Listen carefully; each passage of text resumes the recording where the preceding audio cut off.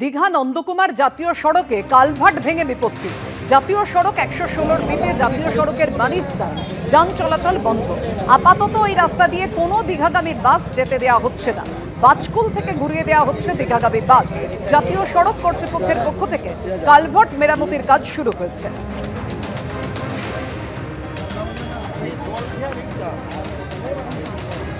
আপাতত কোনো দীঘাগামী বাস যেতে দেওয়া হচ্ছে না। ওই রাস্তা দিয়ে বাজকুল থেকে ঘুরিয়ে দেওয়া হচ্ছে দীঘাগামী বাস।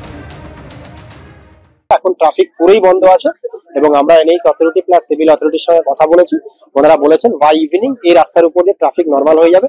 কালকে সানডে আছে, সাধারণ মানুষের যাতে কোনো প্রবলেম না হয় সেই দিকটা আমরা মাথায় রেখেছি এবং খুব ইমিডিয়েটলি এখানে কাজ চলছে। ক্রাইসিস মোমেন্টে যেরকম আমরা কাজ করি সেভাবেই কাজ চলছে। আর কয়েক ঘন্টার মধ্যে ট্রাফিক চলাচলের জন্য রাস্তাটা নর্মাল হবে। সন্ধ্যা অবধি বন্ধ থাকবে, আপাতত সন্ধ্যা অবধি বন্ধ থাকবে। আশা করছি আমরা সন্ধ্যার পর থেকে এখানে ট্রাফিক নর্মাল করতে পারবো।